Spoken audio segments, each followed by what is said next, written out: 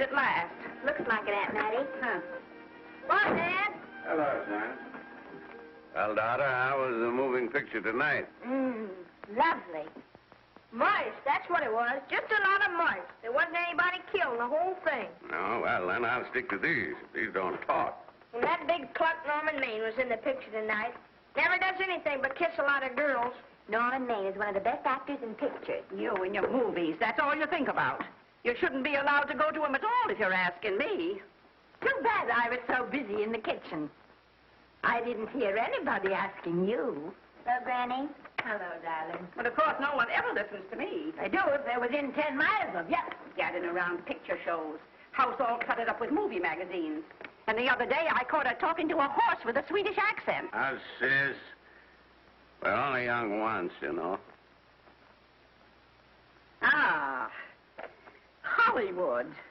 You'd better be getting yourself a good husband and stop mooning about Hollywood. Do you know what she wants to do? She wants to go to Hollywood. I've known it all along. I've seen her making faces in the mirror and talking to herself. That's what comes of your movies.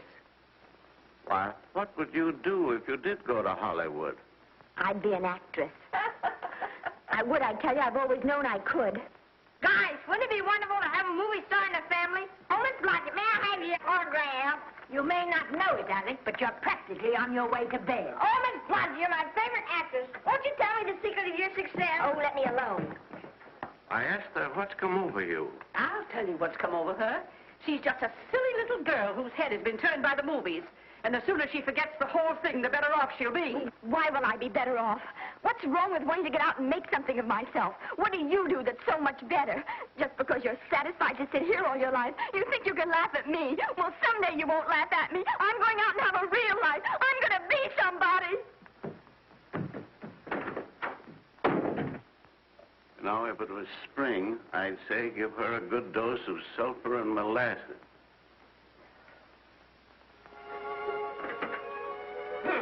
I thought I'd find you. Oh, stop that. Now, stop crying. That isn't going to do you a bit of good. Oh, I'm crying because Aunt Mattie and Alex make me so mad. Well, Alec and Aunt Mattie. Fiddlesticks. They're not important. You're the only one that counts. Esther, everyone in this world who has ever dreamed about better things has been laughed at. Don't you know that? Oh, I suppose I do, but... But there's a difference between dreaming and doing. The dreamers just sit around and moon about how wonderful it would be if only things were different. And the years roll on and they grow old. And by they forget everything, even about their dreams. Oh, I don't want to be like that. I want to be somebody. Oh, yes. You want to be somebody. But you want it to be easy. Oh, you modern girls, give me a pain. When I wanted something better, I came across those plains in a prairie schooner with your grandfather. Oh, everyone laughed at us. They did at all the other pioneers. They said this country would never be anything but a wilderness. We didn't believe that. We were going to make a new country. Besides, we wanted to see our dreams come true. Oh, Granny, it must have been wonderful. It was wonderful. But don't you think for one single minute that it was easy, Esther Blodgett? We burned in summer and we froze in winter. But we kept right on going and we didn't complain because we were doing what we wanted to do. Can you understand that? Yes, I can. Could you do it? Could you do it even if it broke your heart? Because remember, Esther, for every dream of yours you make come true, you'll pay the price in heartbreak. Oh, I know what I'm talking about. You may not believe it, but I was a young girl once. A very pretty young girl. A lot prettier than you are. And I was in love with your grandfather. And when some Indian devil put a bullet through him, that is as if it had come right straight through my heart, too. But I remembered all he taught me. And I went right on. I buried him out there in that wilderness with my own hands. And I went right on that same day. And I kept right on going, even when your mother was born. Oh, Granny, I want to make it worthwhile.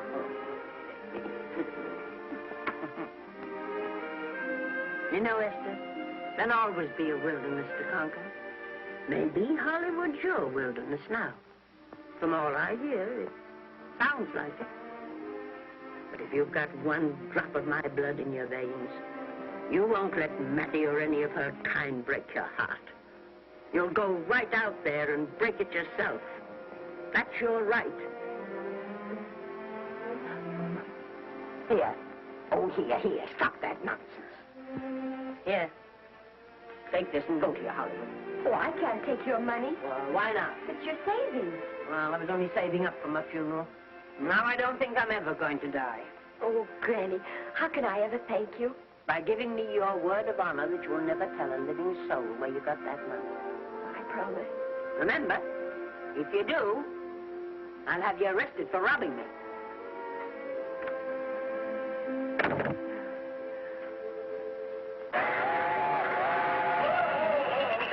Here we are. Want something, Granny? Oh, I can make it, dear. Oh, thanks. Oh, I kissed Dad goodbye. Just a little kiss. He didn't even wake up. I bet you didn't try that on your Aunt Mattie. Oh, Aunt Mattie. Think of her face when you tell her. I am thinking about it. I've waited for that chance for 30 years. Here she is, girl. Oh, thank you, cousin.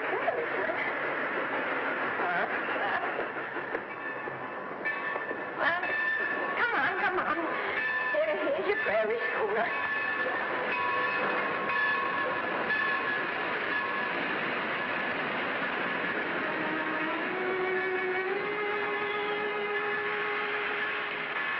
All aboard.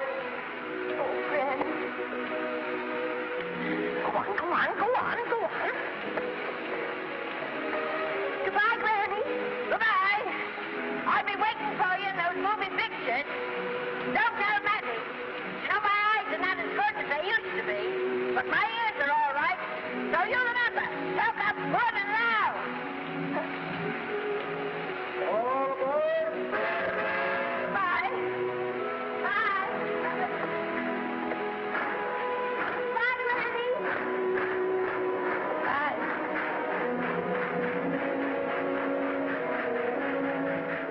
You want to go home now? I don't want to, but I will.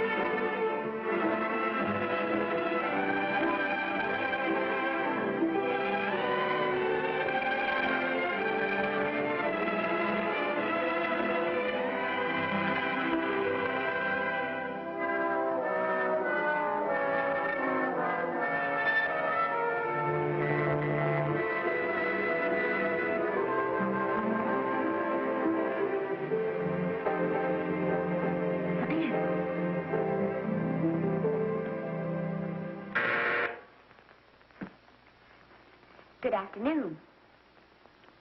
Day, week, or month? Well, it's a little hard to say. You see, I'm going into the movies. Well, you better take it for a week. It'll break your jump to Beverly Hills. Are all the studios really near here? All except Gaumont British. I suppose the best way to get a job is to go straight to the studios, isn't it? Mm-hmm. I haven't any illusions, you know. I'm perfectly willing to begin with a little bit of a part, or even as an extra. $6, please, in advance. Oh.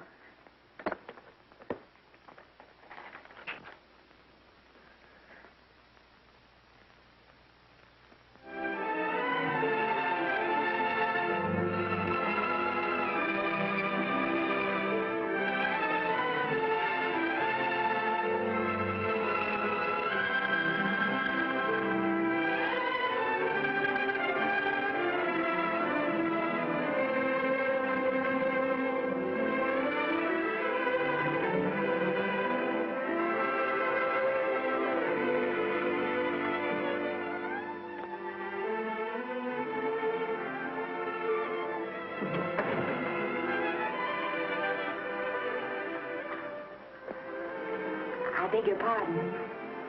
I'd like to register for extra work. How long have you been in Hollywood? Well, it's about a month now. We haven't put anyone on our books for over 2 years. Come here. I'd like to show you something.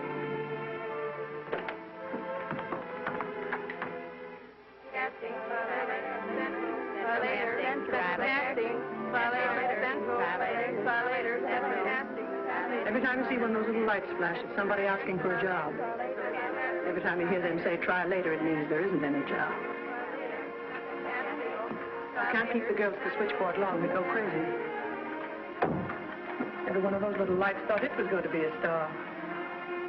Still want to go in the movies?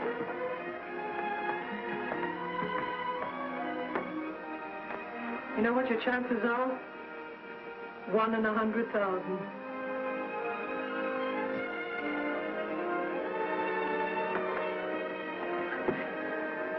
But maybe I'm that one.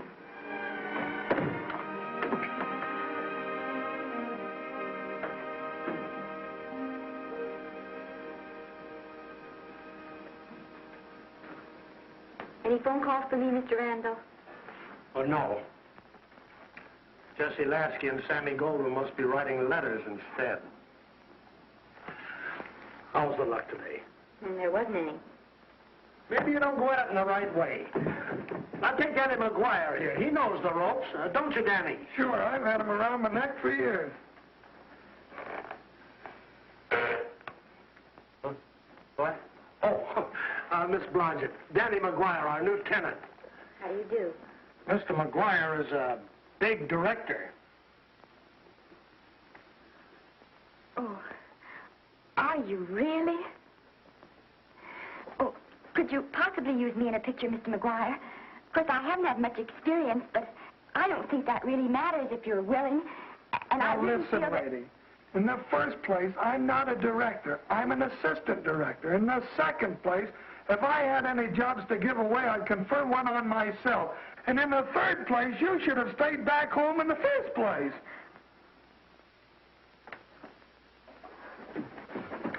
Oh, no, look what you've done. Hey, wait a minute.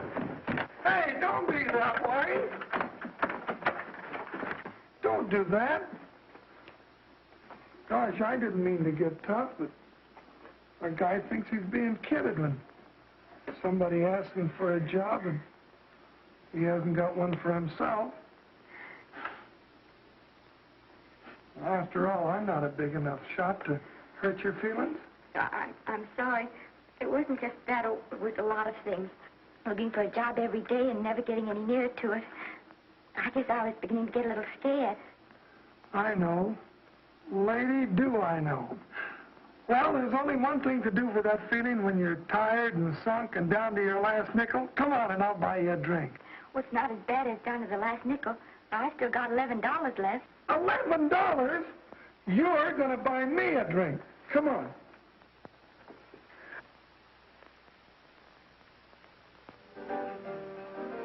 That's right, George. There's nothing like a little rum to take away that milk flavor.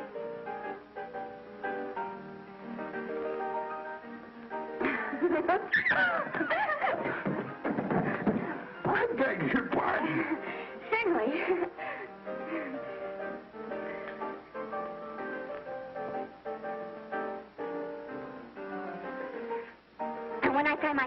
first thing I'm going to do as soon as you direct every picture I'm in. That's my pal. Of course, I'm going to be perfectly nice about it, but I'll just insist. Now, that's the way to talk.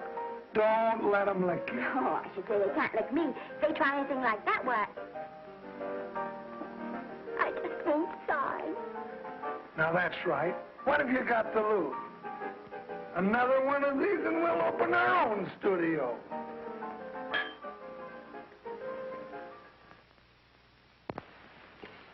Bill rendered $24.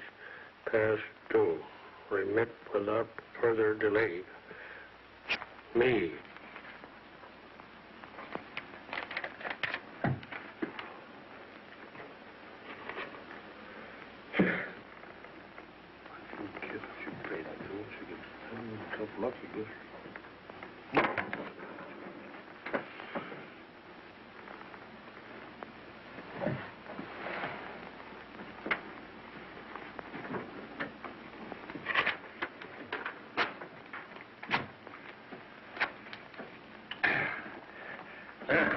Fifth race. Try Campbell.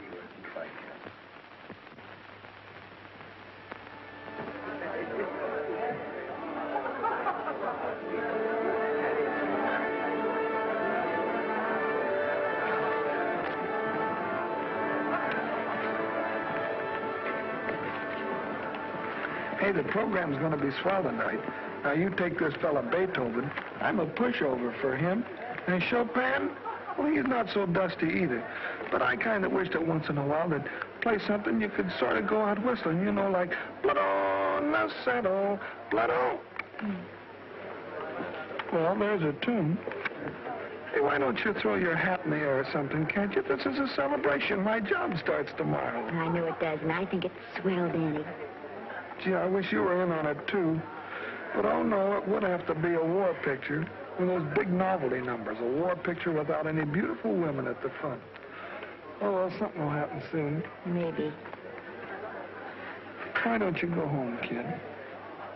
Oh, Danny, I can't do that. I came here, and I've got to stay. Well, now, if it's on account of money, I can... Oh, thanks. You've given me enough already. Anyhow, this is no time to be worrying. This is a party. Look at all the people. Everybody in the world. Look. That's Maine and Maine.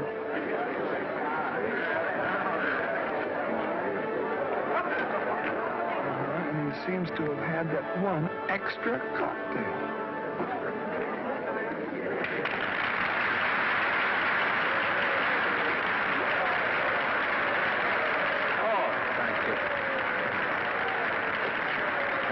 Sit down, you dope. That's for the orchestra leader.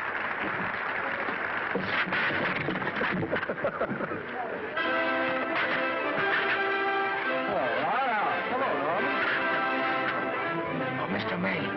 Mr. Maine, put your arm around Miss Regis. Adolphe, this is a Hollywood ball. Oh, afraid of crowds. Go on, get out of here. What's the matter? You getting too big to bother with photographers? Don't want any pictures taken now. Oh, is that so? Well, supposing I take it anyway. Well, shove that brownie number 2 of yours down your throat. Thank you, Mr.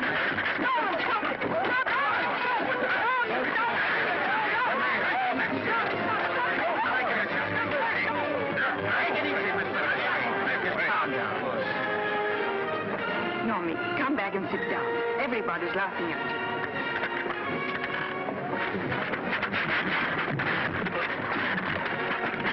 All right. Hi, Norman. Is he always like that? Well, I suppose he has to sleep sometime. Oh, and he's so wonderful on the screen.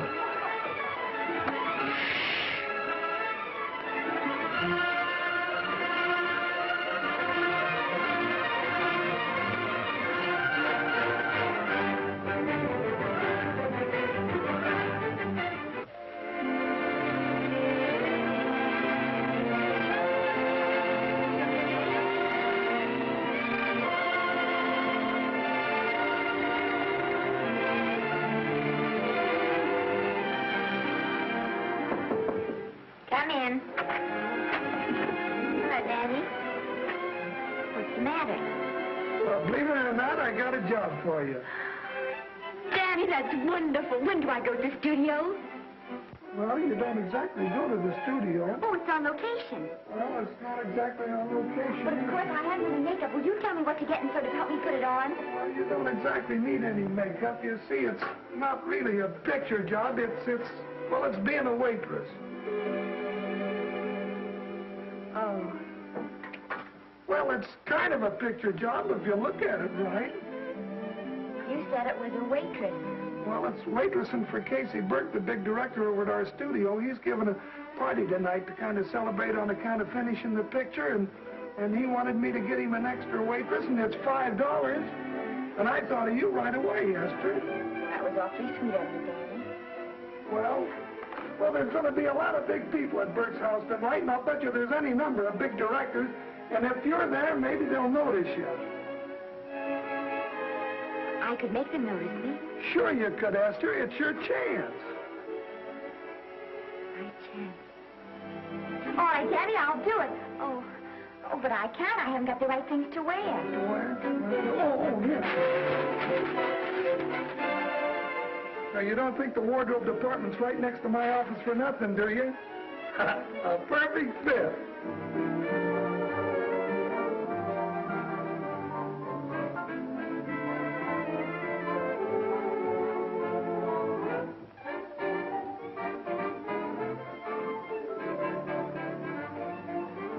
Did you get to the preview last night? I did. Would you like a little hors d'oeuvre? They are very nice. Oh, thanks. Well, what did you think of the picture? You should have saved it for Thanksgiving. What a turkey.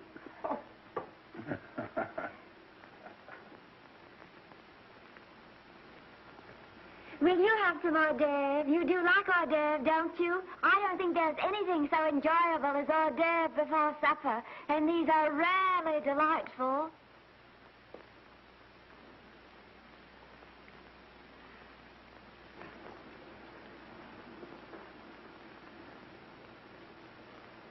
And at the finish, the kid turns around and sings a lullaby to its mother. Pardon the big boys, but would you like a little hors d'oeuvre? They say they're the best in town. Don't tell me. I know. Mae West. That's a great twist. But where are you going to find a 2-month-old baby that can sing? Hello, Oliver. Oh, hello, Casey. You want to fire me now? Wait till you see the picture. I'm not a director anymore. I'm a male nurse. What's the matter with the picture? A guy by the name of Norman Maine. His work is beginning to interfere with his drinking. Oliver, don't tell me I'm to direct his next picture, too. Mm-hmm. You were my favorite producer. Now, wait a minute. You just go right on with your directing. I'll take care of these stars. I know how to handle them. I had a serious talk with Norman after that Hollywood boat occurrence, and you don't have to worry any more about his behavior. Excuse me, Mr. Niles. Mr. Libby of your publicity department is on the telephone. He says it's most important, sir. It's about Mr. Maine. Thank you. Oh, it's probably just some little thing. Of course, Oliver. I'll turn on the radio and see if they've called out the National Guard yet. Hello, Libby. What's the good word? Mr. Norman Maine, America's Prince Charming, was apprehended driving an ambulance down Wilshire Boulevard with a siren going full blast. He explained he was a tree surgeon on a maternity case. Well, will it be in the papers? No, it won't be in the papers. But that's a nice, expensive hobby of yours, keeping Mr. Maine's informal entertainments out of the public press. Oh, that's fine work, Libby. Try and see that no one gets to Norman. He's probably home sleeping it off. All of them. Why can't you forget those dopes at the studio for one night? Business, business all the time. I don't know what's going to become of you. Norman, why didn't you call for me? Well, by darling, why didn't I call for you? In case you've forgotten, I was supposed to come here with you. Oh, that's all right. I got here without any trouble. The only reason I don't slap your face. Yes, darling, I know. Hello, John. Oh, hello, man. What's the matter with Oliver? He looks as if he'd had bad news. Hello, Mary. What's the matter, old boy? Maybe I'm wrong. I guess I've been drinking too much lately. No, you have to cut it down. It's bad stuff. Scotch and soda.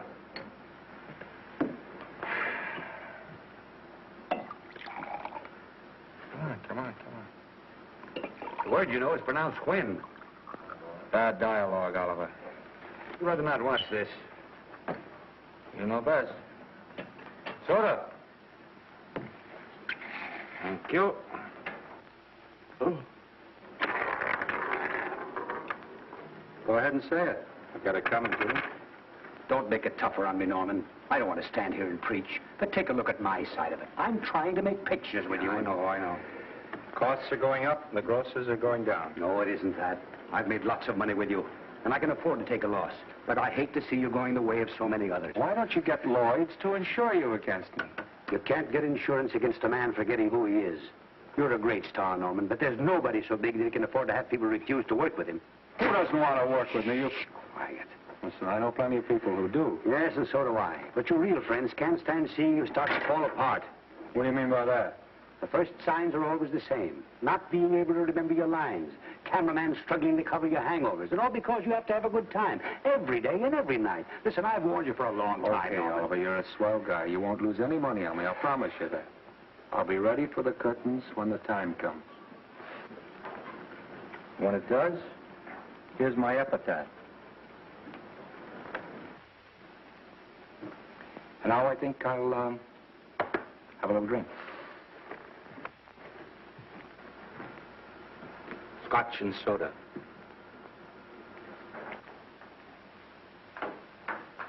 Scotch and soda. Ooh.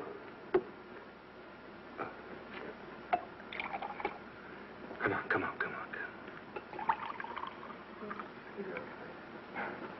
A little soda? Caviar? No, thanks. Yes, pardon me. Lovely. No, I mean the caviar. No, don't go away. I'm starving. Really. Which would you take? I don't know. You know? I don't know either. It's hard to choose. I think I'll take caviar. Mr. Maine doesn't care for any more. Do you know me? No. Well, Normie doesn't care for any more. I think I shall get very drunk indeed.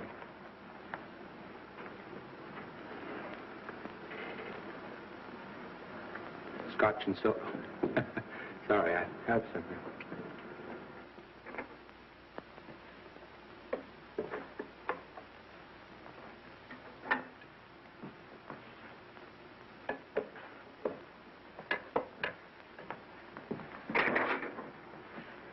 Oh.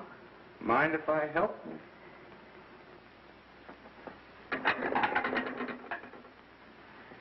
Won't they miss you? Oh, no. They'll just look under the table, and when they see I'm not there, they'll forget the whole matter. Hey, what's your name? Esther Blodgett. My name's Maine. I know. You do? Ah. What's so funny? I was just thinking about all your fans and how surprised they'd be to see you here helping me put plates away. Oh, they don't know my finer side. They'd be pretty envious of me, meeting you this way in person. Oh, you do? Well, tell me, are you disappointed? Yes. Oh, now you've done it. Oh, never mind that. That makes the room look lived in. Tell me, why are you disappointed? I was sitting behind you at the Hollywood Bowl the night you didn't want to be photographed. Yeah.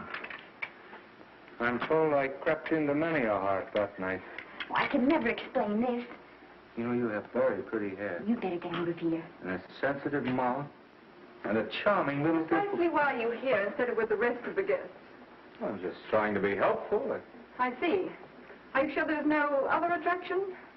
Well, it might be that my old mania for putting plates away is coming back on me. It's rather odd. I always know where I can find you if there's a pretty girl around. It's not only odd, it's embarrassing. You're being deliberately insulting, Norman. I put up with this long enough. Dear, don't lose your temper. Remember, we must try to keep the voice low. I know you'll excuse us if we go on with our work.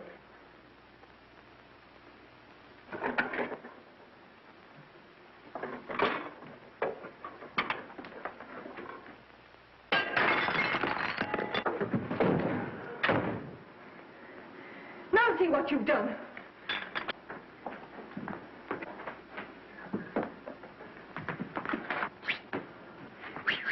Come here. Help me up. Are you hurt? No more than usual. Come on, the wolves are on us. We got to get out of here. Oh, I can't. The dishes aren't finished. Oh, yes, they are.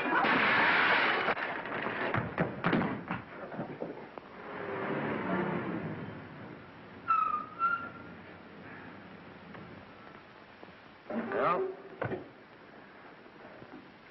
I bet I know what you're going to say now. What? Good night. Good night, and thanks. Hey, wait a minute. Wait a minute. Hey, you realize that all I found out about you is that you're foolish enough to want to go into pictures? But why is it foolish? Look at you. Yeah, that's what I mean.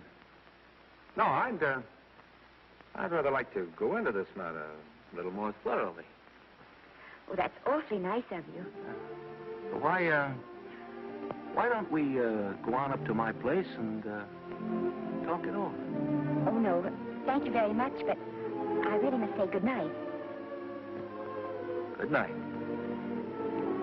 But you're not angry. No. I'm hungry. Well, why don't you go and get something to eat? Good night, Miss Blodgett. Good night, Mr. Maine. Wait a minute. Peter, the least I can do is to see you to your door. Will I see you again? I hope so. Has anyone ever told you that you're lovely? Well, now you know. Thank you.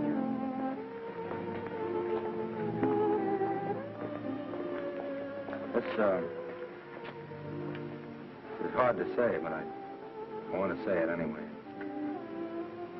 You know, on the screen, in private life, you know. But whatever I do, I still respect lovely things. And you're lovely. You understand? Yes, I think I do. And it isn't that bump on the head that's doing this. Well, I'm glad.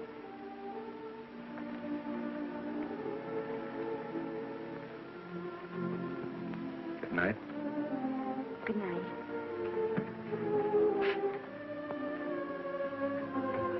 Hey! You mind if I take just one more look?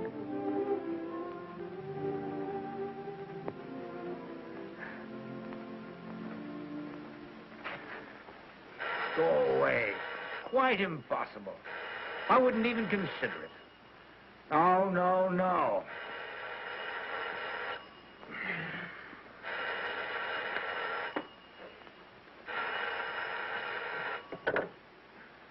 Hello? Who is it? Who? Norman? What have you done now? You're not in jail, are you? Oh. Yes, I see. Oh, it's that again. I see. She's beautiful. Yeah, I know. You want me to give her a screen test? Yeah, certainly. She's got wonderful possibilities. Oh, you know she's got something. Well, you knew all the other ones had something, too. Oh, no. I tell you, Oliver, she's got that sincerity and honestness and sincerity and honestness that makes great actresses. Oliver, I am so sure of this girl that I want to take the test with her myself. Listen, Oliver, you've worked hard. You're entitled to a break. You get...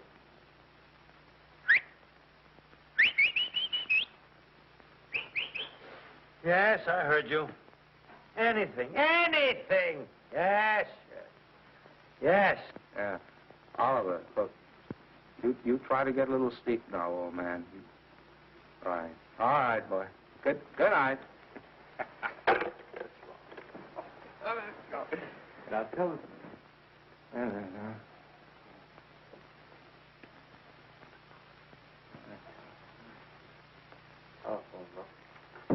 Telephone book.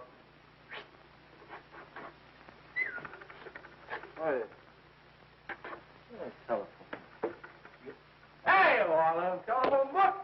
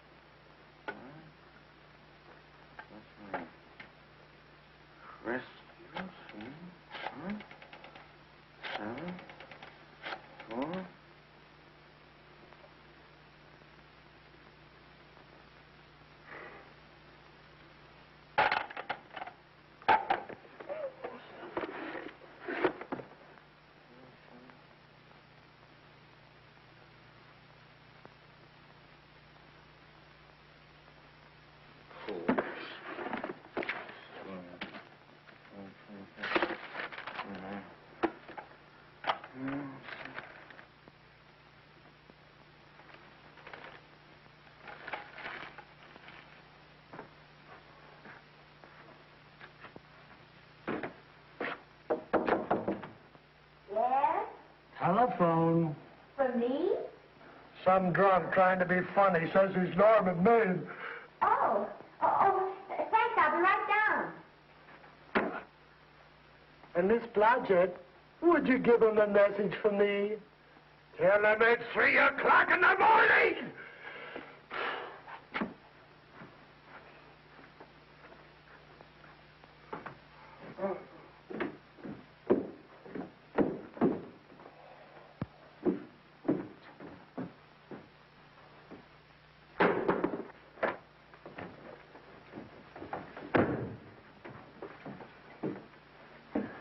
Hello? What? Oh. Oh. Oh.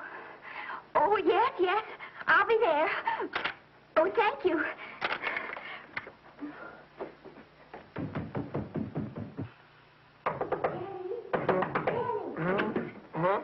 Daddy, what do you think? I'm going to take a test tomorrow, and Norman Maine's helping me do it.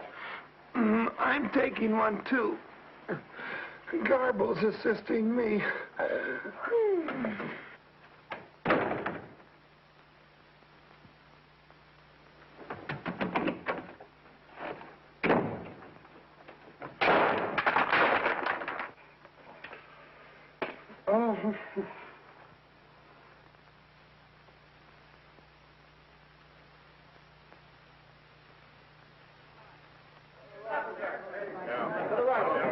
Move that gobo in. With a silk on that broad. No, the Yankee. Is this light too hot for you, Hanley? Okay, but cut down on the backlight. Put a double on that 90. Bring it down a little. That's it. Now put it. Pull down on that 150. Ready to take it. Get pulled down on that 150. Okay.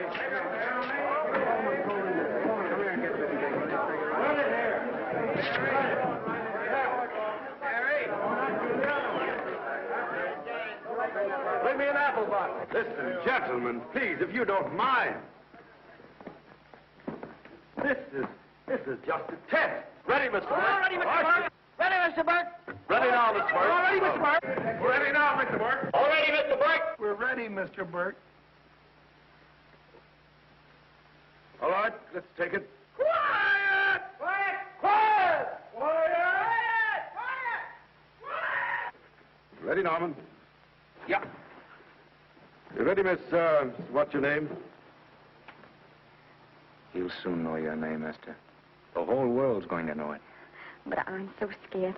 Maybe I better not try it today. Oh, come on. Now, don't be foolish. They all had to go through this. Harlow, Lombard, Myrna Loy, and now Esther Blodgett. All right. I'm ready. This is a take. Rolling. Quiet. Hey!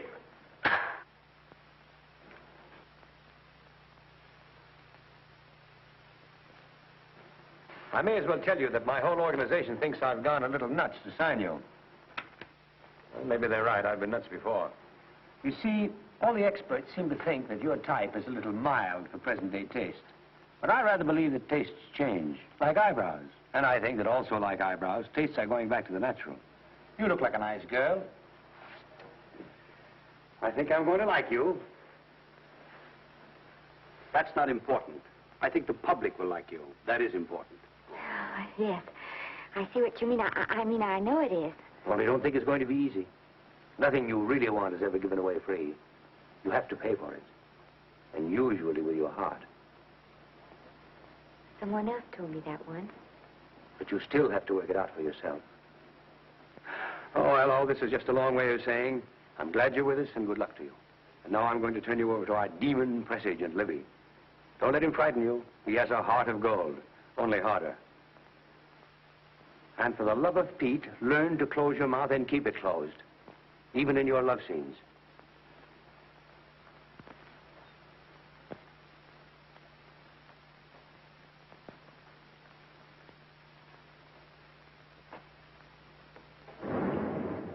Are you a Russian? No, I was born in Fillmore, North Dakota. Oh, no. First saw light of day in a mountain cabin, a trapper's hut, high up in the Rockies. Go on. Well, I always wanted to be an actress. Dreamed of footlights as Lonely Kitty. Are you sure there's no Russian in your family? Positive. That's a shame. Well, what does your father do? He's a farmer. Social registerite father. Fed up with hypocrisies of 400, sought wilderness for consolation. There, amidst the mountain flowers, he raised another blossom. His lovely little daughter. What's your name? Esther Victoria Blodgett.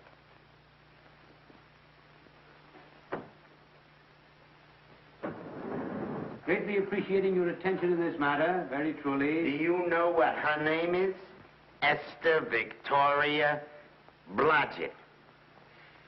Hey, we'll have to do something about that right away.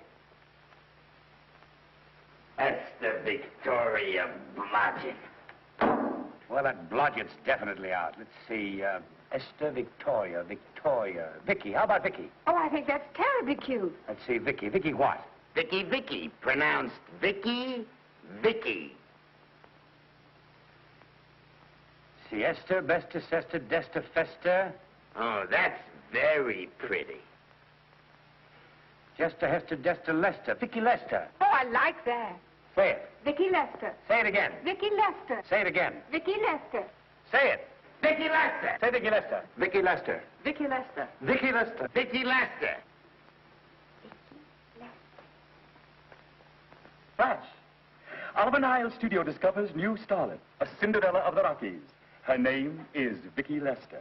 Those who have peeked tell me she couldn't be more Devine. The face of an angel and such natural talents. Her voice is a symphony. Her very walk, they tell me, is enough to drive men mad. Not that way. Get the lead out of your feet. Lift them up.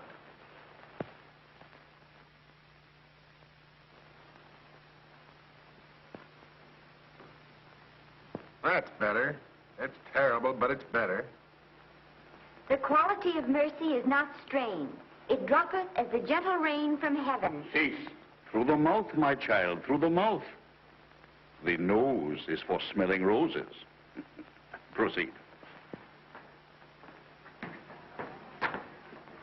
Does she have to look surprised all the time?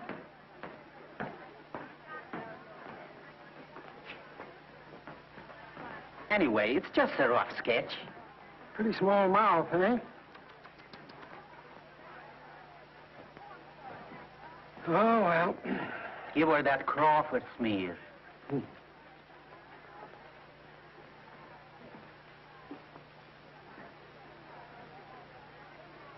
This'll give her that deeply... Yeah.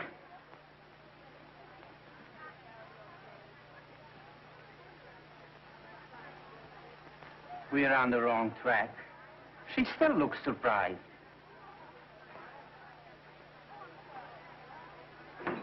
Listen, drunk people, we're shooting on the set this morning, not in the commissary. Now, come on, snap into it.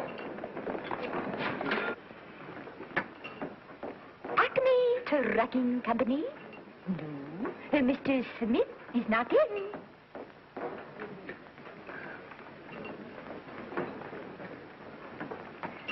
Acme Trucking Company. No. Mr. Smith is not in.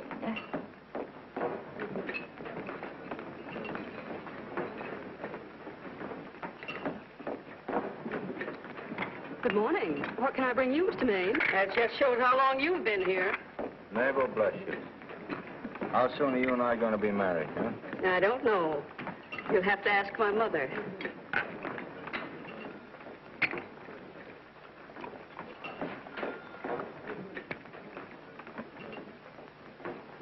Acme Trucking Company? No, Mr. Smythe is not in. Acme Trucking Company? No, Mr. Smith is not in. Acme? No, Smith ain't in.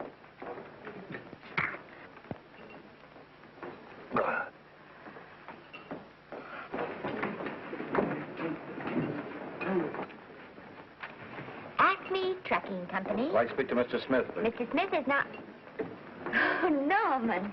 What's all this between you and Smith? I've got a part. It's only one line, but it's in the picture. It's ambition that made you break that date with me last night. Well, I had to be here so early this morning, and... So did I. I had to stay up all night to make it. You've started your picture, haven't you? No, we're still in the testing stage. You can't seem to get the right girl for the lead. Gee, you think with all the girls there are that... Yeah, I know, but this one's got to be different. She's got to be little and cute and sweet and intelligent. It'll blow me down. What? Will close my tired old eyes. Well, what is it? Hold everything. Come on. Come on.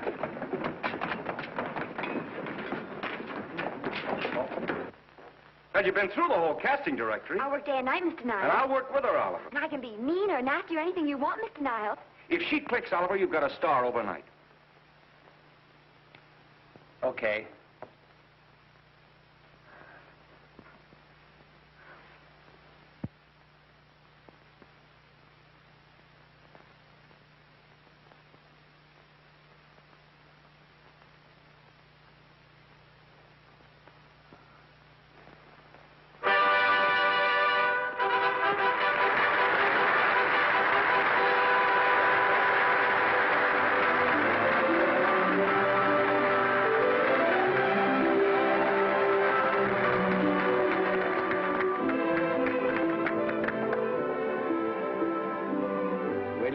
The end of the picture.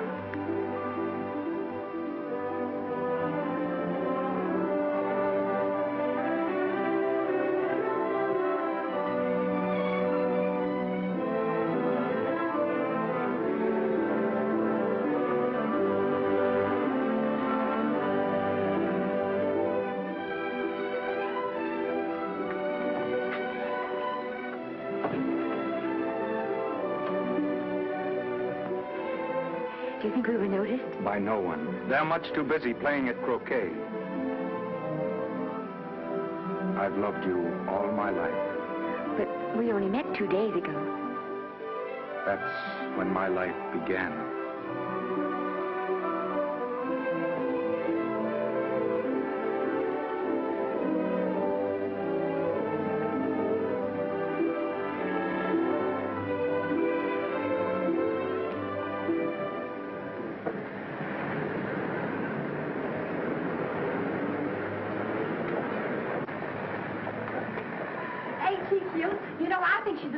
hope I am, don't you? I think she's sweet. Well, it's Vicki Lester's picture, all right. I think she was much better than he was. These producers are so horribly down. They won't know how good she is. Well, maybe it's because she's a good girl. Oh, Maine's not so bad, but it's Vicki Lester they'll go to see. Isn't she, darling? I think she's the most precious little thing I've ever seen. The knockout, Libby. You might mention that when you write your review. That Lester kid's a gold mine. Didn't you like Norman Maine? Was he in it? Libby, I'm afraid we have another hit. Huh? It's in the bag, neatly tied up with beautiful pink ribbons. Say, where are Norman and Vicki? I don't know. I thought you had them. I wish they'd come. We're having a party at the Trocadero. Isn't it thrilling running away from people? Norman, it's so exciting, So new. A star is born. Come on, run.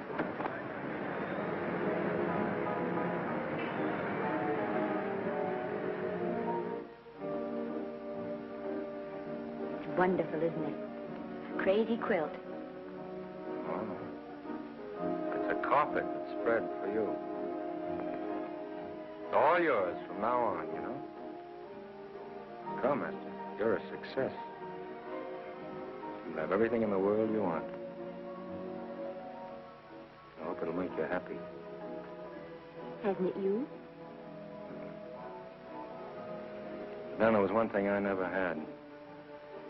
Lots of times I told myself I'd found it, but I always knew I was lying. Still, I never stopped looking for it. Maybe it'll come. Well, I think it has come, Esther. I only wish it weren't too late. Oh, but it's not too late. No, you can't throw away your life the way I've thrown away mine and have anything left that's good enough. No. You can. Norman, you can.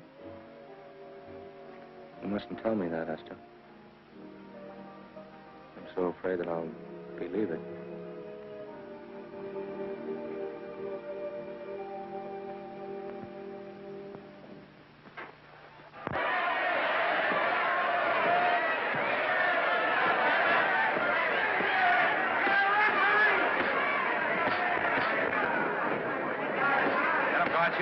Shoot your right. Swell, isn't it? Lovely. What spot you get? Can't you hear me, Gotcha? Shoot your right!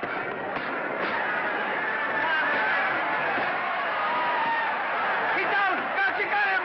Gotcha, got him! He did, didn't he? Yeah, but he'll be up, though. You like it? Sure I did. You like me? Sure I did. That reminds me, will you marry me? No, thank you. Come on, Gotcha, finish him. Why won't you marry me? Wasn't that dependable? Hey, shoot your right! Throw away your money? Break him up in there, break him up. Drink so much. Well, suppose I quit drinking. Yes? Come on, Gotcha, shoot the right in there, the right! Suppose I save my money. Yes? There he goes, let him have it! Suppose I became absolutely dependable on all occasions. Yes?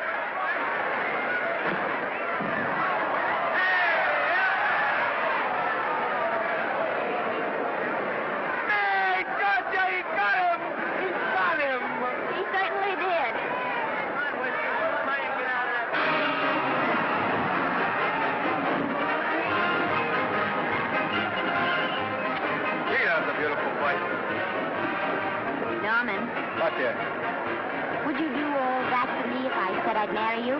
No, certainly not. I was just supposing. We're going to be married. Guess I didn't read that line right. I'll try it again. We are going to be married. Both of us. Yeah, to each other. What do you think of that? Well, when? Where? Well, we thought we'd elope in the conventional manner. What's the matter? It's trying to decide whether it's good for the studio. Is it? It is. And bless you, my children. When's it going to happen? Oh, we thought we'd just sneak out sometime. We're not telling anyone but you. Listen to this. The screen's ideal romance blossomed into breathtaking reality today when Vicki Lester and Norman Maine, America's dream lovers, slipped quietly through the portals of holy matrimony. How does it sound? Horrible. But you see, we're going to elope. Sure you are. It'll be the biggest elopement this town ever saw. We'll get a tie-up with the Army, have you escorted all the way down to Yuma by 20 of their new bombing planes. Is he going with us? Don't you think we can work this thing out better alone? No sense in bothering the happy couple with all the details. I'll see to it that you get a carbon copy of the whole layout. I can hardly wait. I'm sorry we didn't realize that we were in the way. While you're settling the details, you don't mind if I take this woman out and buy her a ring, do you? Sure, go ahead. We want everything legal. That's a charming match. A nice girl like Vicki. And public nuisance #1. Now, wait a minute, Libby. Norman's all right.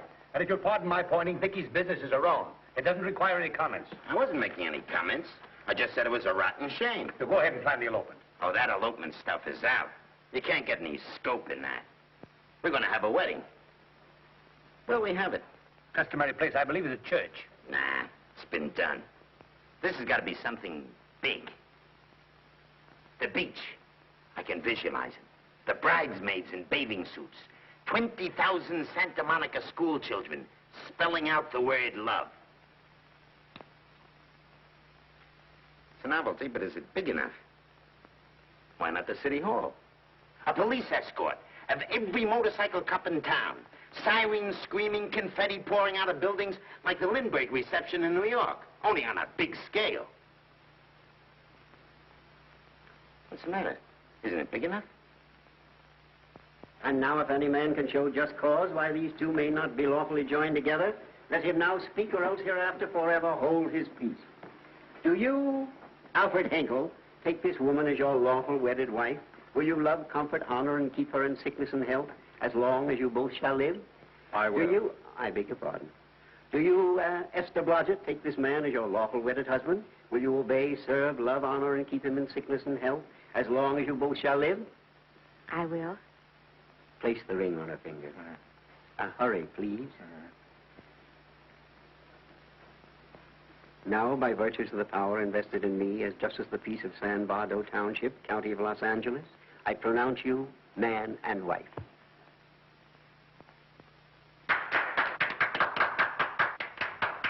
Quiet! And now I must exercise my prerogative of office. I hope you'll be very happy, Mrs. Hinkle. Thank you. Thank you, sir. Oh, Thank Danny. you very much. Now, if you'll please sign the license. Oh, yeah. You know, Mrs. Hinkle, I can't help but believe I've seen you somewhere before. Oh, really? Well, I believe this is the first time I've ever been in San Bardo. You know, your face is familiar, too, Really? Mr. Hinkle. There you are, sir. Thank you very much. Oh, Here's your thank you, receipt. sir. Thank you. Goodbye. Goodbye. See you again. Yes, goodbye. No, I don't. Let me now, see. No. Yeah, I think you got by with it. But it was close. That JP was just beginning to remember where he'd seen it. Well, anyway, we got away from Libby. Hello, sir. If you will be kind enough to glance between my shoulder blades, Mr. and Mrs. Henkel, you will find there a knife buried to the hilt. On the handle are your initials. Lovely to have seen you, Libby. Hold it, wait. Hold it, Danny.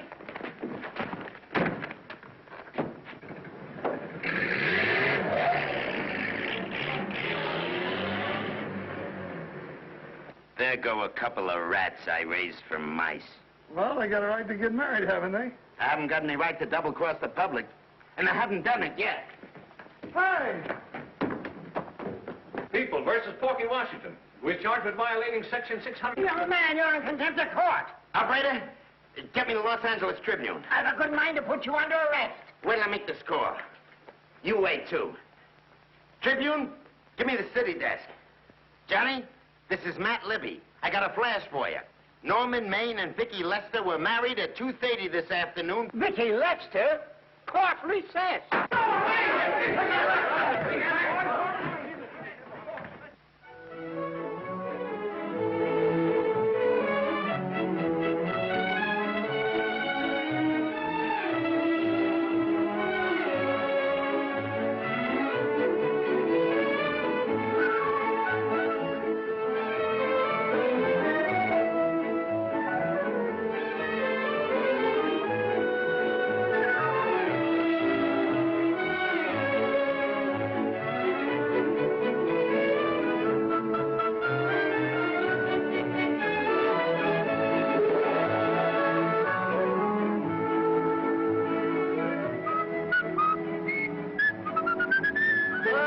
me a horse, a great big horse, a great big buckaroo, and let me wahoo, wahoo, wahoo!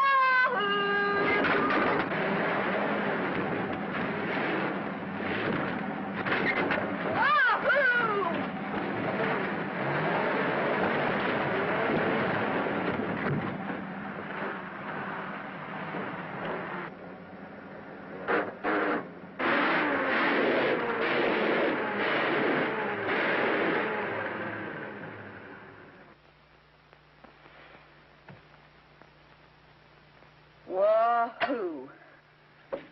Wahoo. I don't want to sound immodest, but I think I've stripped a gear.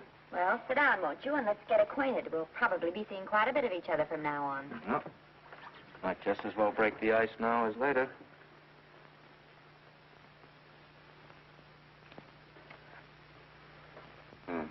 Now we're old friends. Hey, have I got time for a shower before dinner? Plenty, if you can find a shower. I never can remember where that thing is. Does it pull out or slide under? Here, I think I can find it. Nope, it's the linen closet. Here it is. Nice work. Oh, half the time those things are just luck. I'll see if I can disinfect this steak.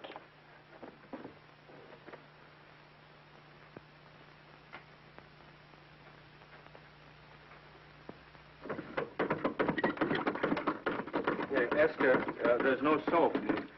Here. Thank you. Oh, and Esther. Yes, dear? I'll need a washcloth, please. Oh. How you fix the cigarettes? You know I never smoke underwater. Well, what do I do to make this thing work? Pull that gadget at the top and pray for rain. Well, I can't reach it. I can't get my hands up. If you've gone in there with your arms down, you'll never get your bath. Unless you're a contortionist. Yeah, well, I'm not a contortionist, and don't throw that up to me now. You knew it when you married me. Will you close this door, please?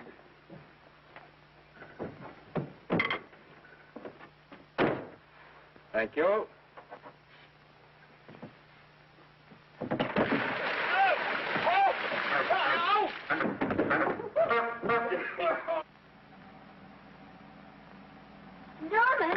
Norman, here comes the car. You got it? Huh? Here, quick. Quick what? Quick, go out and stop them and ask for help. Oh, I'll catch cold. Oh, you'll get warm again. Yeah, don't, they'll recognize me. Now, you keep your face down. Go on. There may not be another car for a week. What? Howdy, partner. Howdy. Stuck? Yeah, how'd you guess it? Can you get us some help? Well, I reckon not. You know, it's a long way to town. We're pretty busy down at the place. Well, I got to get out of here. I've got my wife with me. Doesn't she like the country? No, and we're short of food. There's a lot of game in them woods. You know, well, my wife can't shoot. Well, you're sure up against it. Sorry I can't do anything for you. Well, wait, listen, I'll be frank with you. I'm Norman Maine. Who? Norman Maine. Well, my name is Judd Baker. Glad to have met you. Well, so long. Hey, wait a minute. Listen, you don't... So you're Norman Maine.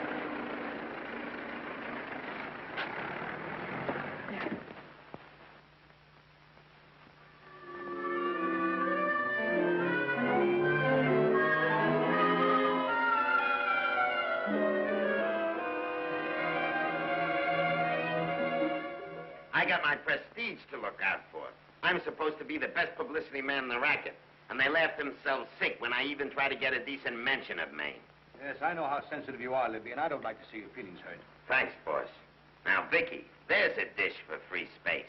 But if Maine swam across the Pacific, the papers would keep it a secret. Well, the exhibitors don't like him, the critics don't like him, the public don't like him, and I don't like him. Who likes him?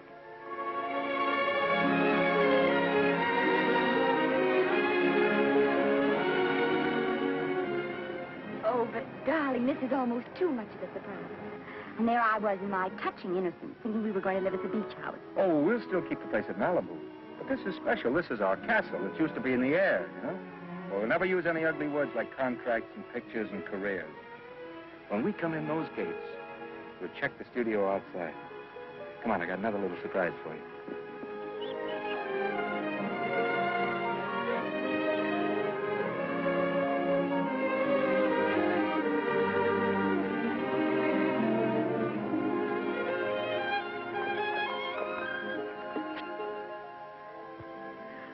Norman, it's lovely. So are you lovely. The whole world's lovely. Hey, hold it!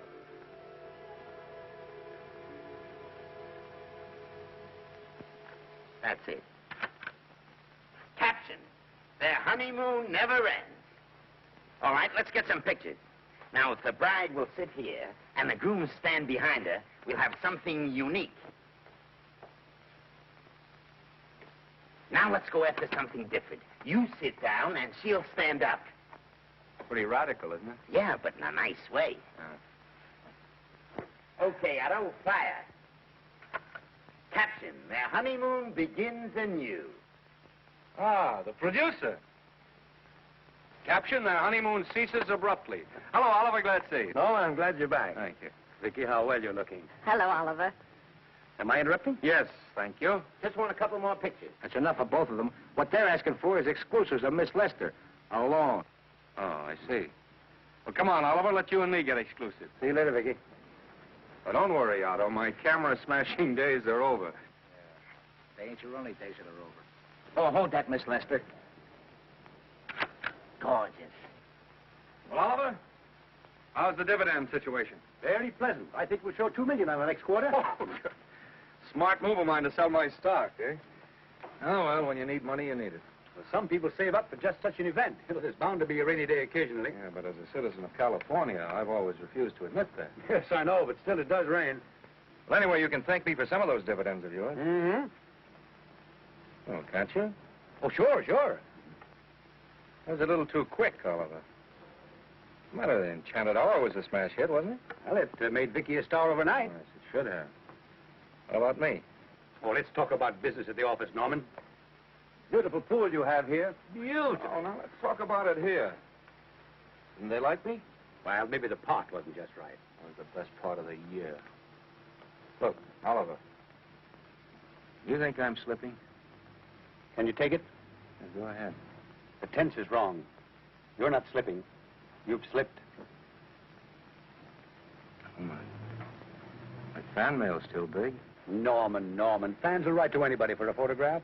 It only costs 3 cents for a stamp, and that makes photographs cheaper than wallpaper.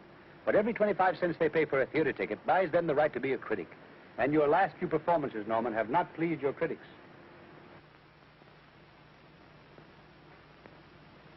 You remember I told you I'd be ready for the curtains when the time came? Here it is. Let's call off the contract, no hard feelings. We're not quitting, either of us. There's no explaining these things. We've all seen how the public turns. Maybe we can turn them back. I've got a swell script lined up for you. About Esther. You think that I'm going to get in her way?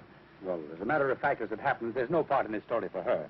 I'd more or less planned to star her in a picture of her own, with that young Pemberton opposite her. He's coming along nicely. Good for young Pemberton. All right, Oliver. We'll make a try at it. Let's hope it's not too late.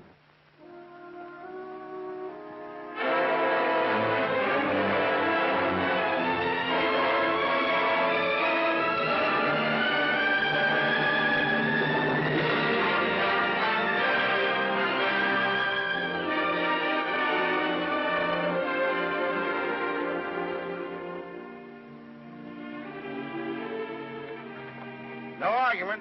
I'll buy those. Huh. The screen's most finished actor. I'll say he's finished. He keeps them away in droves.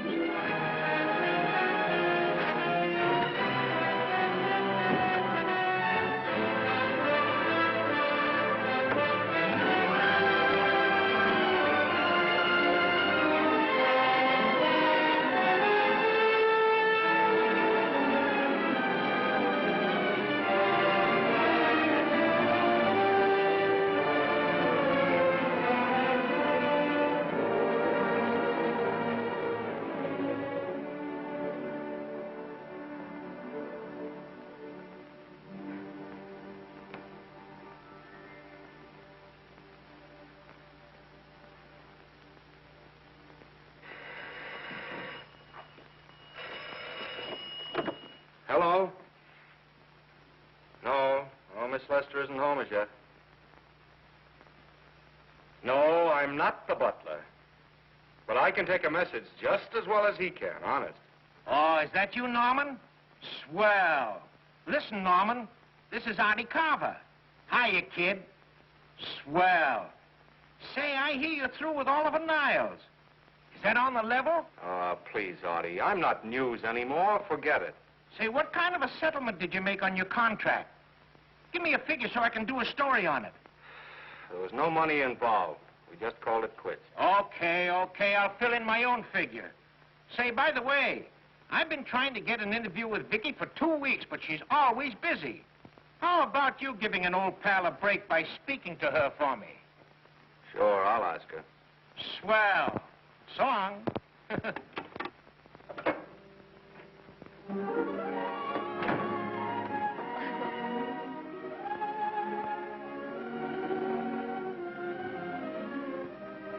I didn't mean to be late, darling, but Casey wanted... All right. You're here now. What's new today? Nothing. Haven't been out of the house. Let's go somewhere tonight. No. You're tired. We'll stay in. I'm not tired, really. Oh, yes, you are. You've got a hard day ahead of you. Anyway, I see so little of you, I'd like to have you to myself. Oh, but it's a servant's night out. We haven't any... Yes, we have. I fixed a little snack with my own lily white hands. I'm learning to cook in my spare time. Then I think I'll marry you. I get it. You want to make an honest cook of me. Comes in on wheels in this joint.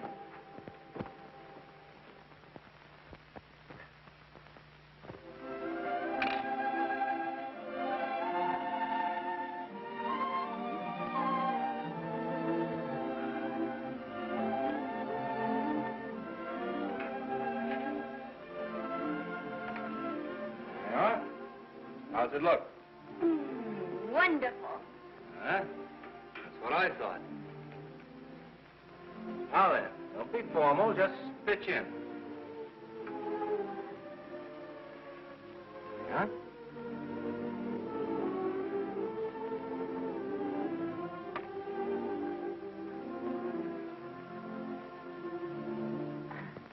I'm afraid my mouth's not quite big enough.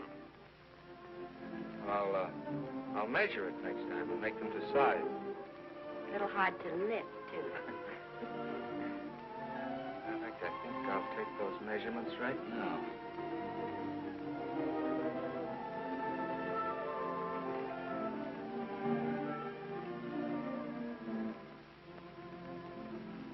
That's what I wait for. All day. That's why I rush home without even changing my costume.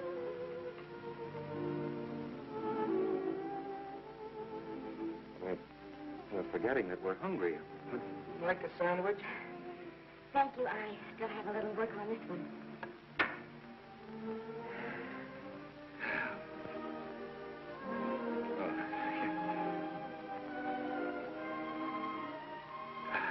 Norman, will you unhook my dress? I can't breathe. Mm-hmm. You know, all the time I thought it was the kiss that made you breathless. A lot of hooks, huh? Why don't you have a zipper? That's a good idea. You better? Yes.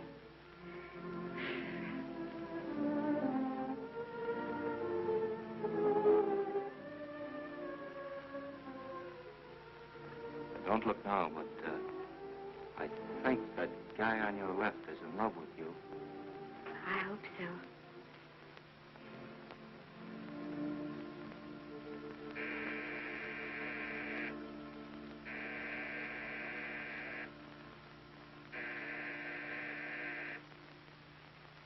It's the doorbell. Is it? Maybe they'll go away. Oh, I never do at a time like this. Come here. Just a minute, dear. I'll be right back.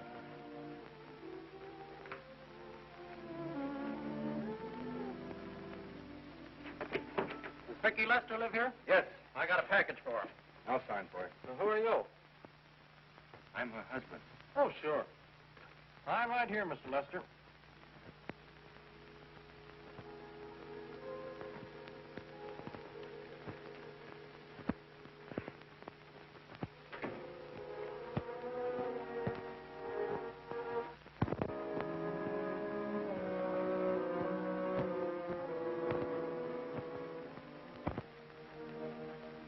Package for you. Oh, by the way, I forgot to tell you, they want you for a benefit at the Shrine Auditorium next Wednesday night. I told them I'd ask you. And, Oh, darling, I don't want to hear about that now. Well, you better wait till I finish before I forget them all. The Academy dinner secretary phoned. She wants to know if you want a table reserved for you. Oh, yes, Artie Carver called and asked if I'd use my influence with you to get him an interview. I told him I'd try. That was all, I think. Oh, Norman, let's don't talk about those things now. We're forgetting the wonderful food you prepared. Oh, I'm not very hungry now. I think I'll fix me a little drink. No.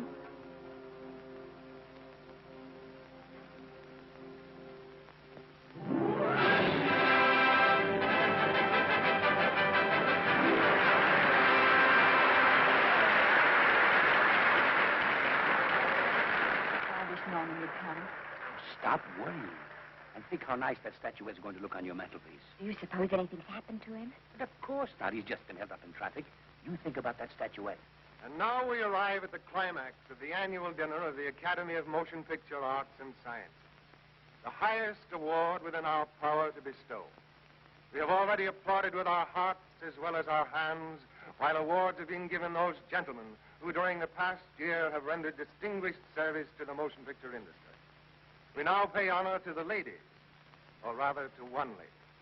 We offer to her the Academy Award for the finest performance of the past year. She has already had the world's acclaim, but this is the tribute of her fellow workers, the men and women of this industry. It is not only my pleasure, but my privilege to present this award to the actress who created the unforgettable Anna in Dream Without End, Miss Vicki Lester.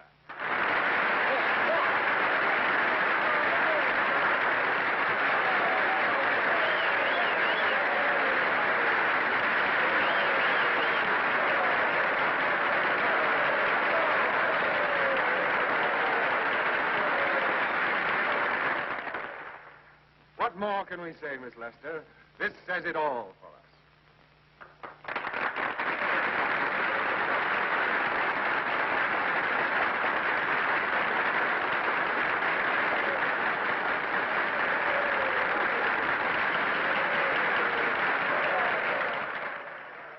Ladies and gentlemen, when something like this happens to you, and you try to tell how you feel about it, you find that out of all the words in the world, there are only two that really mean anything.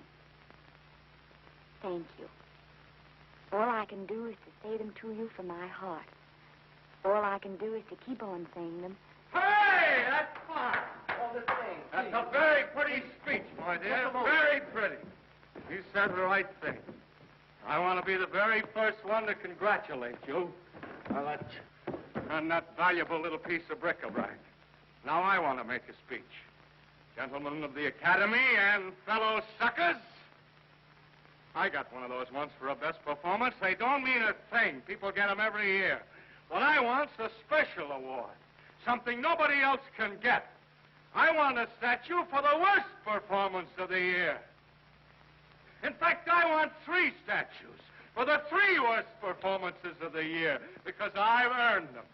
And every single one of you that saw those last masterpieces of mine knows that I've earned them. Libby, start the music. What I'm here to find out is, do I get them or do I get them? Now answer yes or no.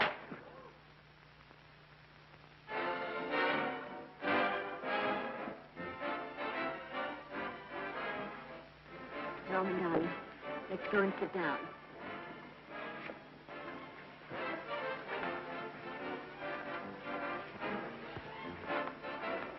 Come on, Owen, sit to that. That's for you, Norman.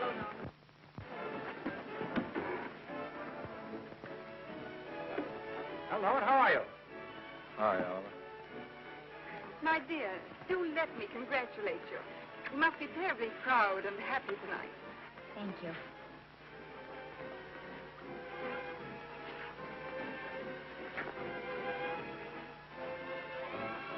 Somebody give me a drink.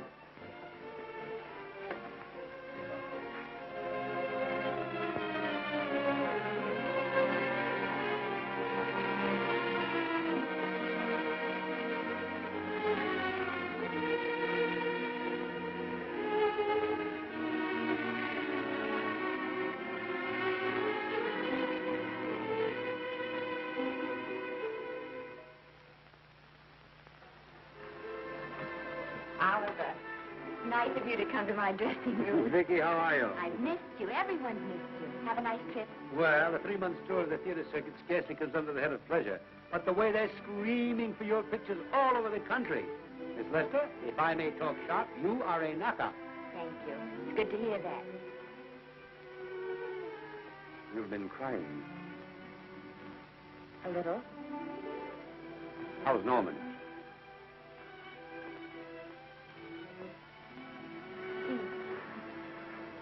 Well, he's trying awfully hard, Oliver.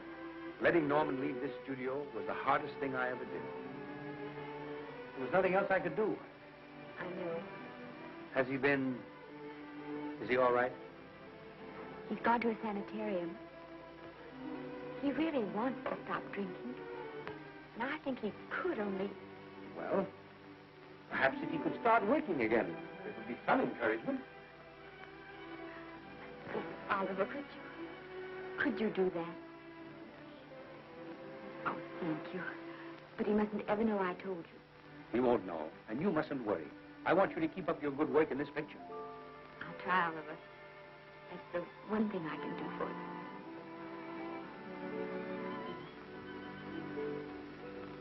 you. If you'll just sit here, Mr. Niles, I'll have Mr. Maine brought down. Thank you.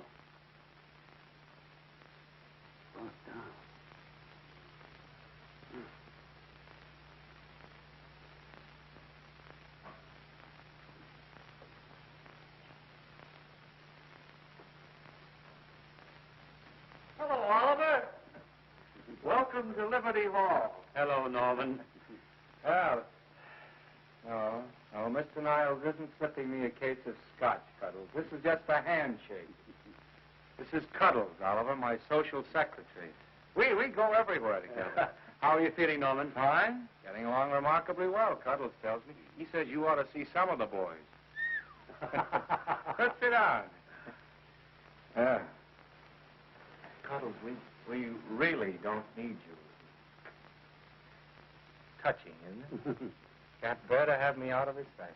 Are you comfortable here, Norman? Comfortable. It's positively luxurious. They even have iron bars in the windows to keep out the draft. How much longer are you going to be here? Oh, well, I'm really cured now. I'm just staying on for an extra week or two to get in good shape, you know. After all, there's no particular hurry to return to the cameras. That's what I wanted to talk to you about. I've got a script with a fine part for you in it. Oliver, that's great. That's great. Who plays opposite me? Well, it is not exactly the lead. Young Pemberton's doing that. But I tell you frankly, I consider your part better than the lead. Oh, I see. It's better than the lead. Well, of course, it isn't terribly long. But it's one of those parts that makes an impression on you. They'll be thinking about you all through the picture. Mm-hmm. Well, the thing is, Oliver, I'm pretty well set at another studio. I'm not at liberty at the moment to tell you which one. You know yourself how those things are. Of course. But it's a big picture. It's one of the biggest of the year. And the part. Every actor in Hollywood would give his teeth to play. Well, that's fine, Norman. Naturally, that will tie you up for a while. But we won't get to this picture for some time. And perhaps, if you want to consider it for later on, well, I'll tell you, Oliver, you'd better not count on it. See, I've got several pictures lined up after this one, and they're talking to me about England. You know, they're doing some very interesting things over there, you know? Mm-hmm. Hey. What is it, Cuddles? Speak right out. We all love you. For dinner. Oh, here we dine at 5:30 here. Makes the nights longer. Well, goodbye, Norman. I'm glad to see you getting along so well. Be out in no time. I'll have to introduce myself all over to a lot of people. They won't know me when I'm not drinking. Goodbye. Goodbye, Norman. Thanks for dropping in. Well, Cuddle? Alone at last, eh?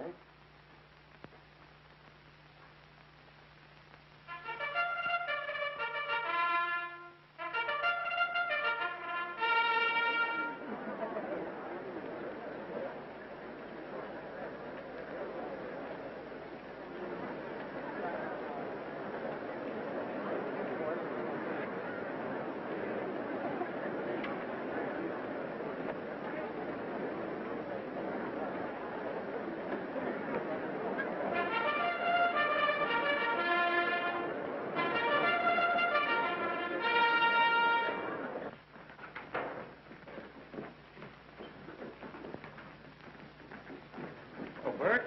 Sam? How are you, Marion? Oh, hello. Hello. Hello, Normie. Glad to see you. How I hate to run into these has-beens. They give me the creeps. Me too. He was good while he had it. And he had it quite a while. Hello? Hello, Mr. Maine. I haven't seen you in a long time. Oh, I've been resting. Ginger ale, please. Ginger ale and what? Ginger ale and ginger ale. A new leaf? A whole new book. Thank you. Scotch straight. Hello, Libby. Why, it's Mr. America of yesteryear. Do they let you wander about now without a keeper? Oh, sure. I'm a trustee now. Didn't expect to find you at Santa Anita. What do they do with the actors while you're away? Oh, they cut them into slices and fry them with eggs.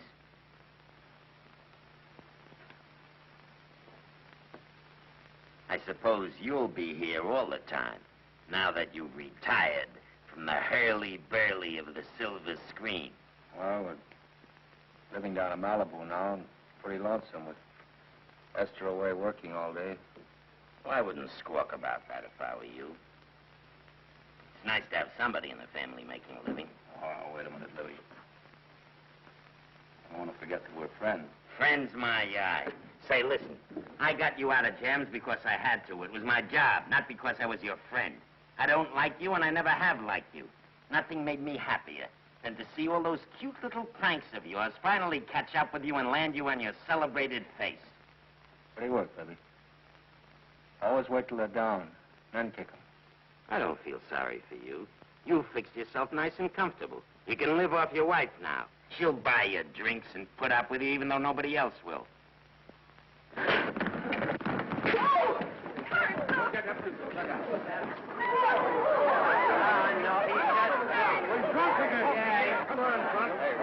a minute. Come on outside for you, wife. I'm Norman Maine. Oh, that's not my fault. Oh, don't bother to toss him out. He's harmless. All right, Mr. Libby, if you say so. Sure, let him go. What can he do? He can't fight any better than he can act. Norman Maine. Oh, he's drunk again. Why, he's been drunk for years.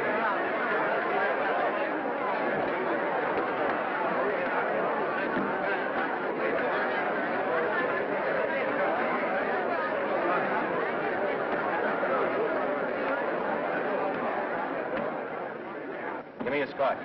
Double. Leave the bottle here.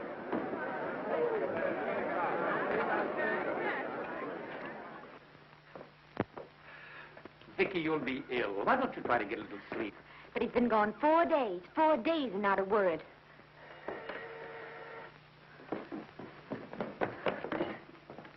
Oliver, I can't. I just can't. Hello? No, this is Oliver Niles speaking. What? Where? Thank you. What is it? Nothing. Oliver, tell me. He's in the night court. He's been arrested on a drunk charge. Now, he's all right. He isn't hurt. I'm going right on and get him out. I'm going with you. Vicky, it isn't any place for you. And if it gets in the papers, What do there'll I care about the papers? I'm going with you.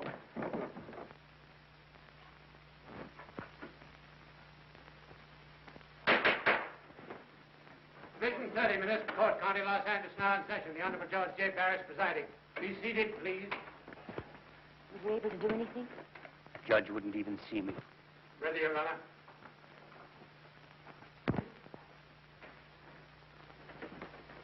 I want to advise you that you're entitled to be represented by counsel, to be confronted by the witnesses that may testify against you, to compel witnesses to attend on your behalf to a public and speedy trial by the court or by a jury, and the right to be admitted to bail. Call the first five. Gregory, Hale, Haynes, Rodriguez, come. Come on, boys, get over here. Go ahead. Move along. William Gregory. Yes.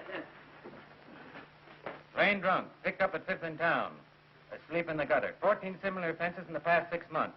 Still at it, Gregory. How do you plead? I don't feel so bad. I didn't ask you how you feel. I asked you how you plead. Guilty, I guess. When did you get out the last time? Just before Christmas. Well, I'm sorry you'll have to miss New Year's. You'll be out in time for Washington's birthday, 60 days.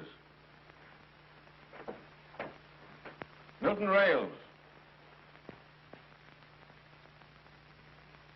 Plain drunk, picked up on Brooklyn Avenue, given treatment at receiving hospital, then removed to jail.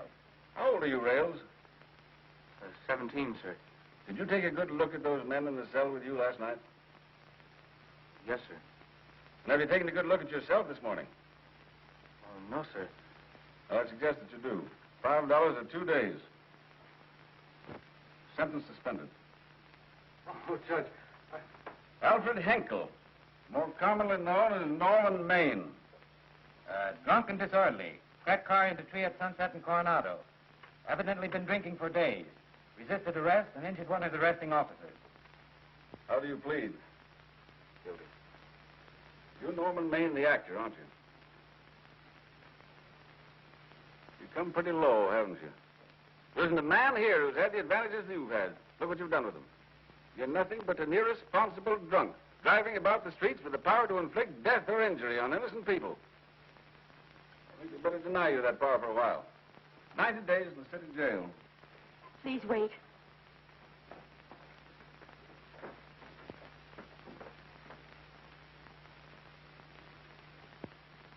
I'm his wife. Yes, I recognize you, Miss Lester.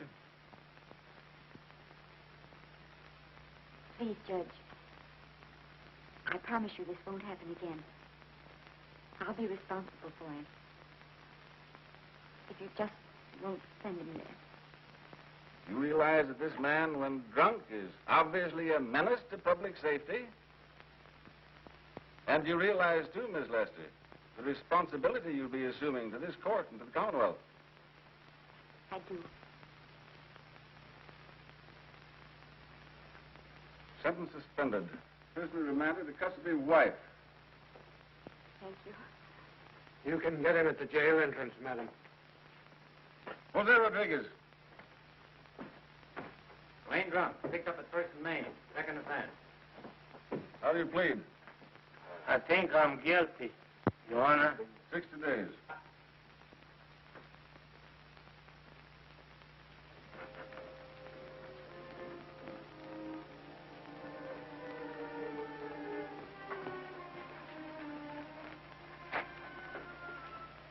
Yeah, I'm so tired. Hold it, Mr. Maine. Picture. Oh, no. What about a statement for the press? Oh, no, please.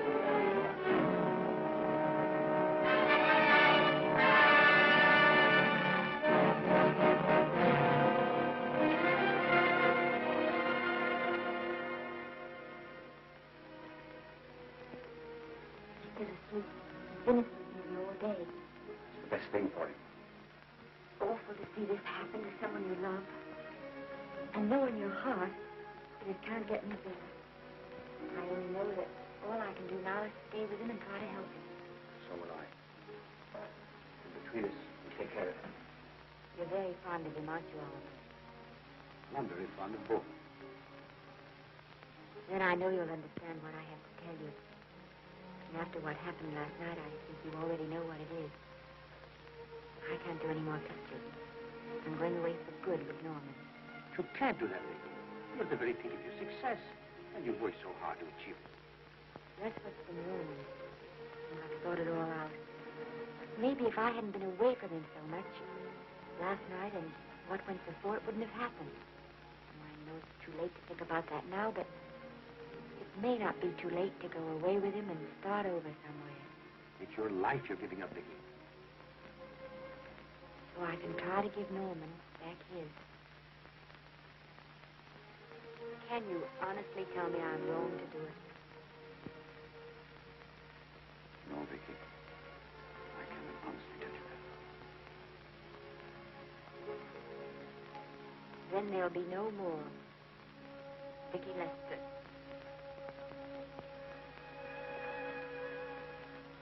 Come on, walk to the door with me.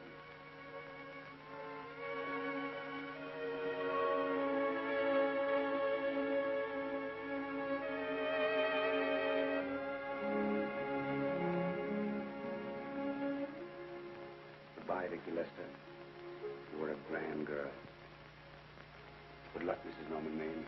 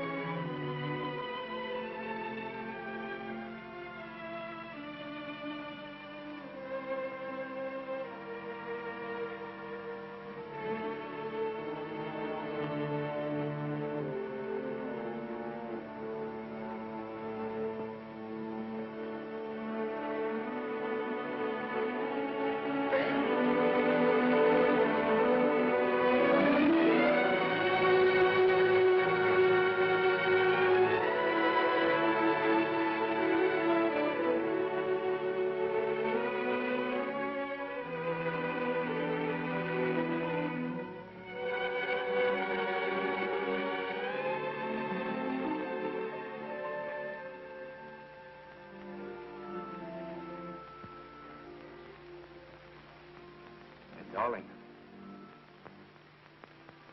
this is Maine coming in to apologize again. Oh, I'm sorry, dear, but it isn't you. What other troubles have you got? None. I was just playing a scene with myself. Now, look. I'm just coming out of the jitters, and you're just going into them.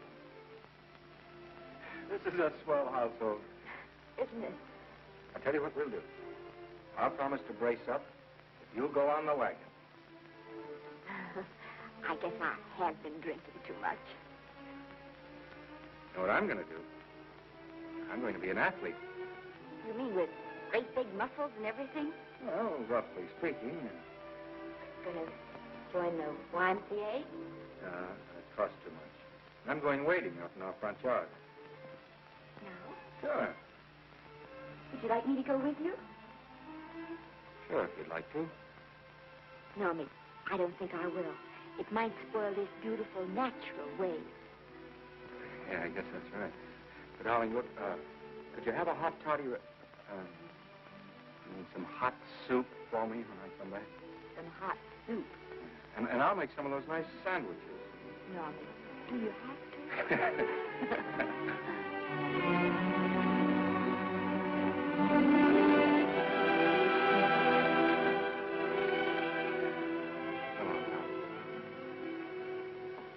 I don't stay in too long.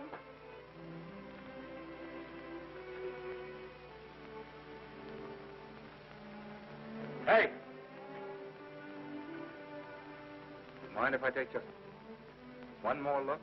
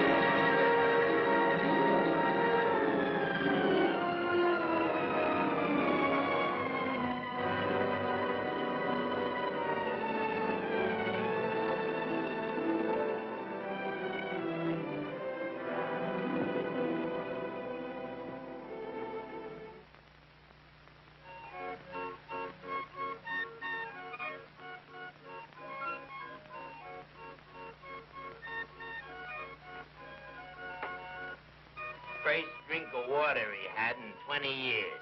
And then he had to get it by accident. Pardon.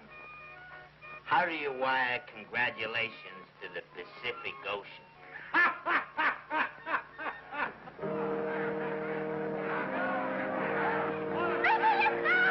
Oh, you can't see her face. Hello, Vicki.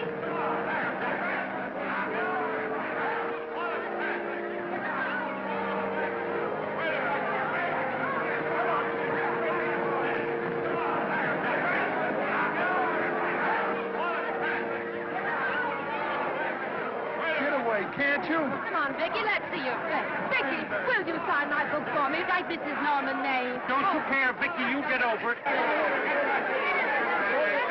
Stand back, can't you? Don't you cry, dearie. He wasn't so much.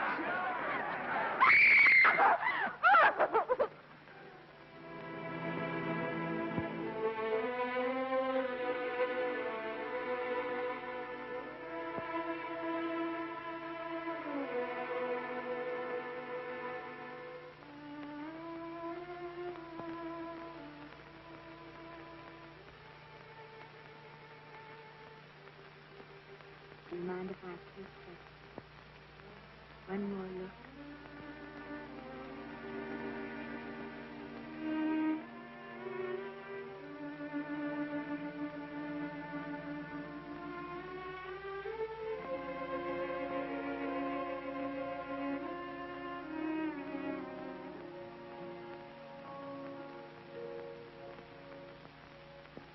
Here are the paychecks for the servants, Graves. You'll find a very nice bonus in each one. Miss Lester asked me to thank you for your kindness and service. If there's anything I can do for the little lady, I should be glad to do it. She would appreciate your attending to the closing of the Beverly Hills house. Put down those trunks. Put it down, I say. Well, where is she? In the bedroom. Who are you? I'm her grandmother. Get up.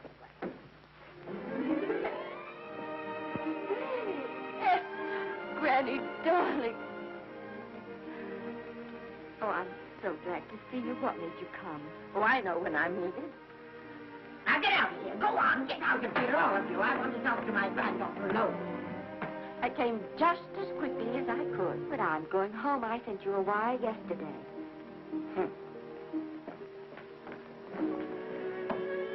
Sit down. Is it true that you're going to quit the movie? I never want to hear them again. What are you running away from, little girl? I'm not running away. It's just that I can't go on. My heart isn't in it anymore. Once I told you if you get what you want, you have to give your heart in exchange. And you said you were willing. Do you remember? I remember. It seems to me that you got more than you bargained for. More fame, more success, even more personal happiness. Maybe more unhappiness. But you did make a bargain. And now you're whining over it. I don't think I'd feel so very proud of myself if I were you, Esther. I'm not, Granny. My mind's made up. Well, and I'm sorry I gave you the money to come out here. It just wasted. Oh, but Granny... I was proud of you, Esther. I was proud to be the grandmother of Vicki Lester. It gave me something to live for. Now, have it ended. I know. Oh, I want to be strong, but I can't go on. You must. Tragedy is a test of courage. If you can meet it bravely, it will leave you bigger than it found you. If not, then you'll have to live all your life as a coward. Because no matter where you may run, you can never run away from yourself. I never knew Norman Maine. He wrote me a very sweet letter when you were married. He said you told him how much I meant to you. And I know just how much you must have meant to him. You know, Esther, I can't believe that wherever he is, he can be very happy, knowing that his death broke the spirit of the little girl he praised me so highly for raising. And I can't believe that he can be very proud, knowing that all his great love did for you was to make you a quitter. The car is ready, Miss Lester. We'll have to go now to make the train.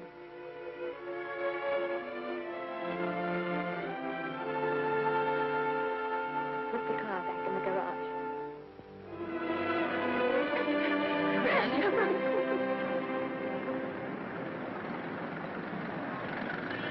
The entire picture industry has come to the Chinese theater for this opening tonight. It has come to pay tribute to a great star on her long-awaited return to the screen in what has been called her greatest performance. It has come to pay tribute to the girl herself. The girl who has won the heart of Hollywood. The girl who has won the heart of the world. Miss Vicki Lester. And if I'm not mistaken, Miss Lester's car has just driven up. Yes, it is she.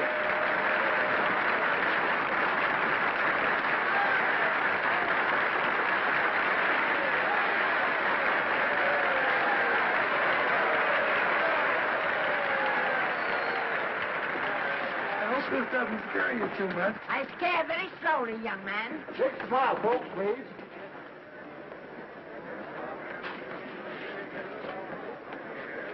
They'll have your mug, your face, plastered across half the papers in the country tomorrow. How do I look? Oh, you look swell. You're a liar, but I like you. And here's Miss Lester's grandmother. Won't you say a few words to the radio audience, please? Say something, Lettie. You know, we've got a thing like that back home where they all listen in on, but we call it a party line. Won't you say something, please? They're listening. Maybe some of you people listening in dream about coming to Hollywood. Maybe some of you get pretty discouraged. Well, when you do, you just think about me. It took me over 60 years to get here, but here I am. And here I mean to stay. Thank you very much.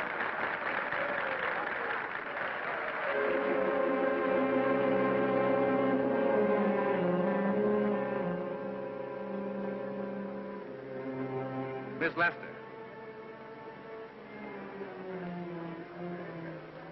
This microphone is on an international hookup. Throughout the world, your fans are hoping that you'll say a few words to them.